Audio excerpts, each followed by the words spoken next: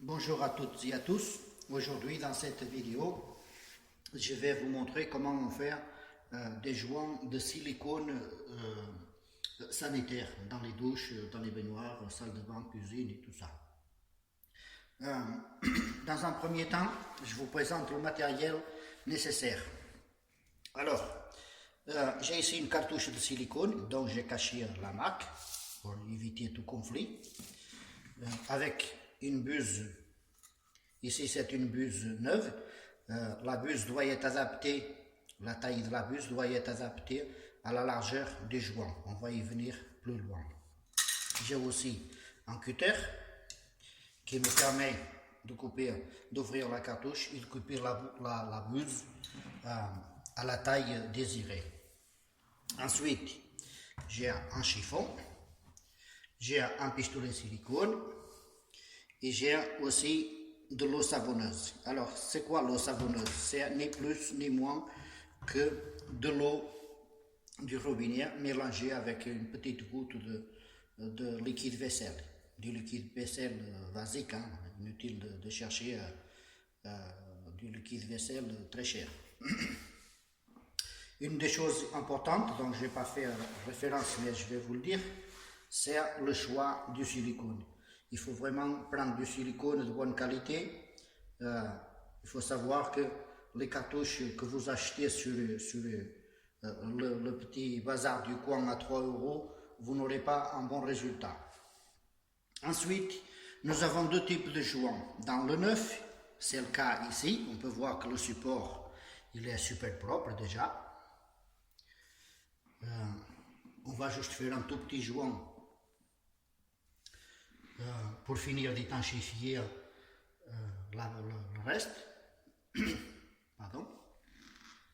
Dans l'ancien, quand il s'agit de refaire un joint, il faut bien évidemment enlever le joint à l'aide d'un cutter, d'accord, et puis passer un coup de chiffon.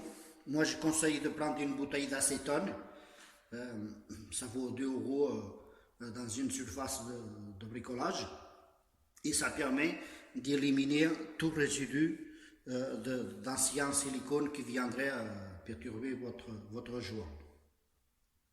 Donc,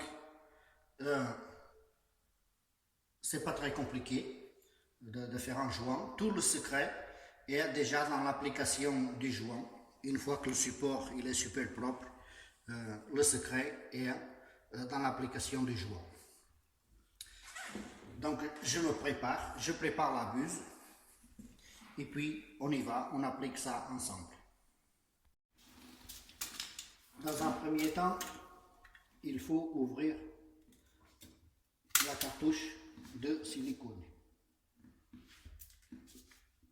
Bien évidemment, ceci est du silicone avec une durée de validité et on peut voir qu'il est valide jusqu'au 24/12/2020. Donc on est largement dans le temps d'application. Ensuite, je coupe ça parce que c'est gênant. Je visse ma buse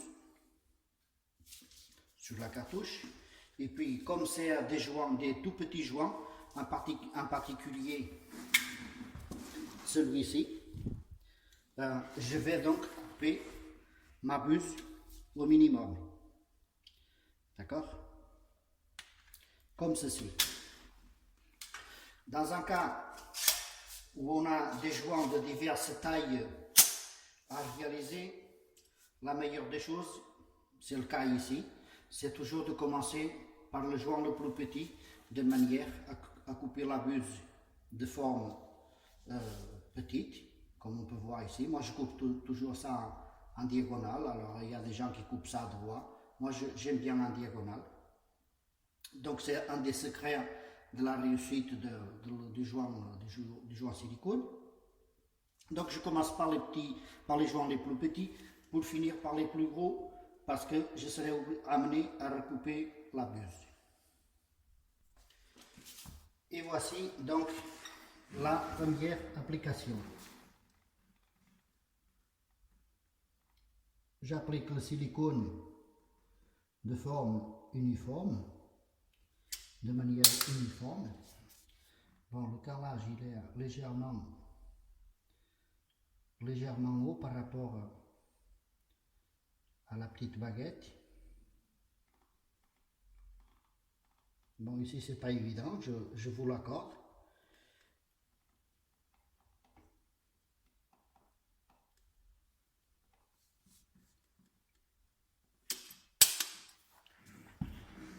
Je commence de l'autre côté.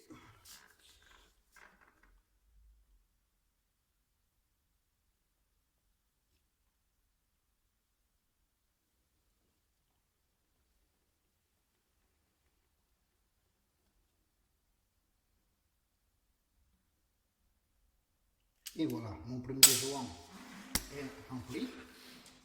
Comme on peut voir, ici mon bec il est même pas sale.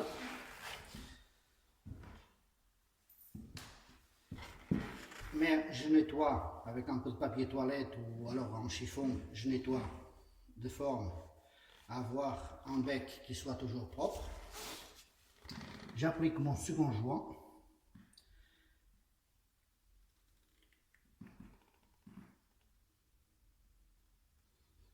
Comme on peut voir, le secret est dans l'application du joint. Déjà, de manière à avoir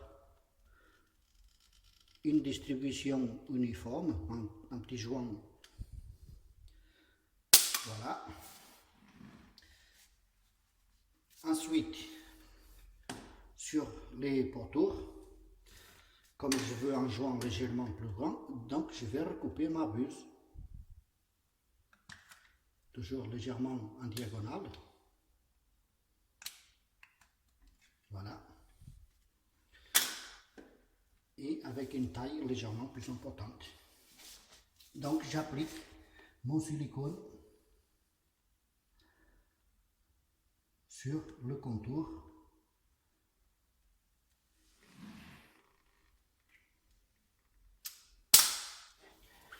Je vais appliquer vers ce côté-là.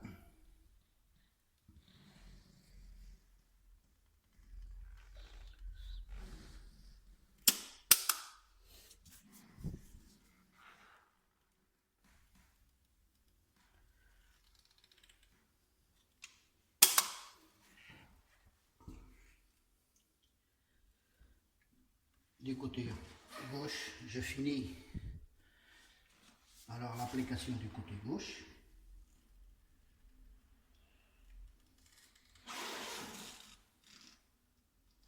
Voilà. Je me tourne vers la droite pour appliquer du côté droit.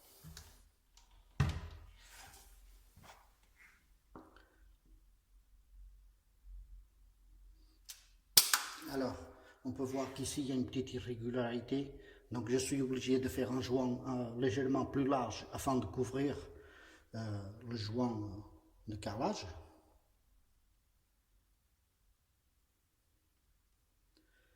Et je continue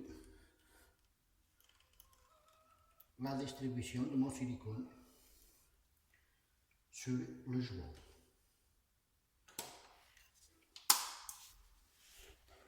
Maintenant, je vais passer à l'étape lissage. Et je profite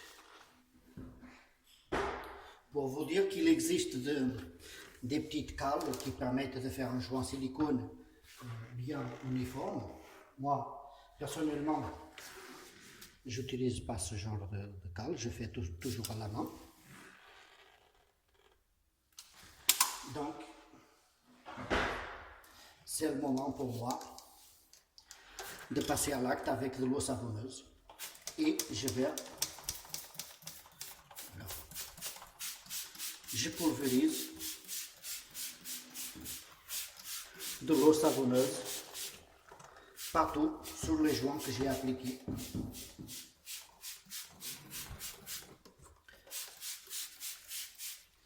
Ensuite, pour nettoyer les joints, j'utilise la main, mes doigts, que j'asperge aussi avec de l'eau savonneuse.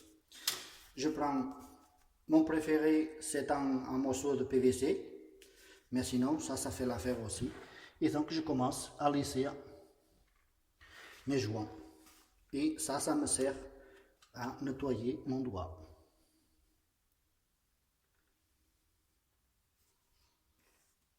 Voilà. Quand on applique du silicone sur les joints, on a toujours un tout petit peu qui remonte. Donc, il est indispensable de venir le nettoyer. Voilà.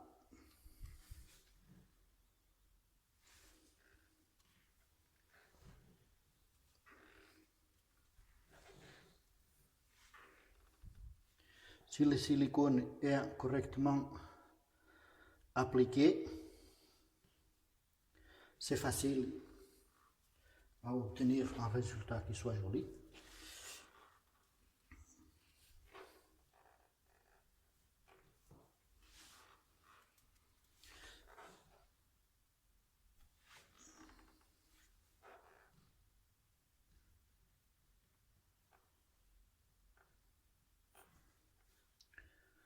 Voilà. Du côté droit, c'est fait. Je tourne la caméra. Et je continue sur le côté gauche. Encore un petit coup d'eau savonneuse. On peut voir que mon doigt, il a quand même, malgré que je l'ai aspergé au début, il a quand même un peu de silicone accroché. Donc je vais l'essuyer.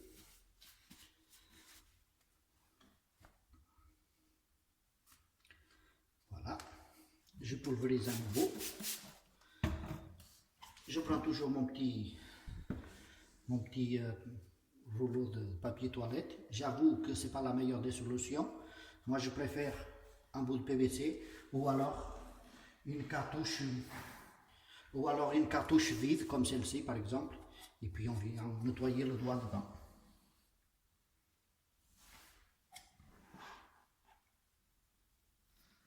Voilà.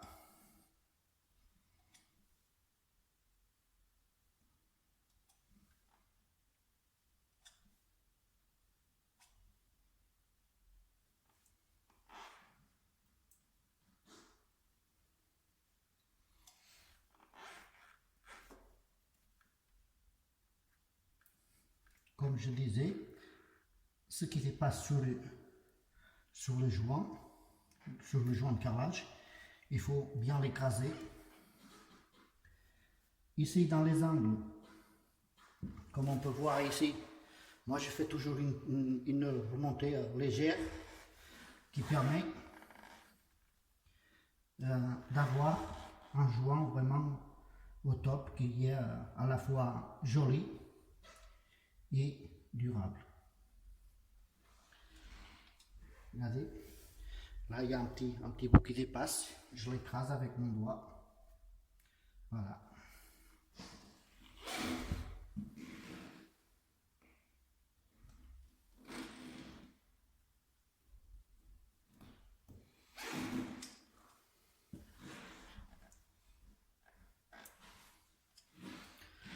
Et voici mon joint terminé. Voilà, comme je vous montrais. Moi, je pense qu'une des meilleures choses pour se nettoyer le doigt à chaque fois, ça reste une cartouche de silicone vide ou alors un morceau de PVC.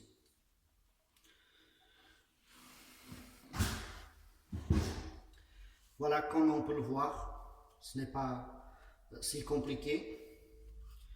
Un des secrets des joints silicone reste, comme je disais, la préparation du support. Là, dans l'état actuel, on peut voir qu'ici il est légèrement plus gros qu'ailleurs. Là, dans l'autre coin, du côté droit aussi. Mais malheureusement, on n'a pas le choix parce que la coupe de carrelage était un peu large, donc j'ai été obligé de faire un joint. J'ai été obligé de faire un joint un peu plus large aussi.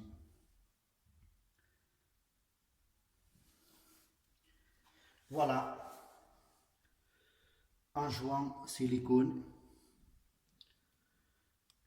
Ici, on voit légèrement la trace de la céramique du carrelage, mais malheureusement, enfin de la faïence, mais malheureusement, on ne peut pas faire autrement parce que le carrelage et la faïence, elle est plus haute que la petite baguette. Il aurait fallu que la baguette soit plus large. Donc après ça relève du carreleur, hein, ça n'a rien à voir avec moi. Donc voici, globalement, je vais reculer la caméra, globalement, mes joints de silicone. Désormais, vous n'avez plus de raison de ne pas avoir des beaux joints silicone. Je vous remercie d'avoir suivi cette vidéo et je vous dis à bientôt pour de nouvelles aventures. Merci et à bientôt.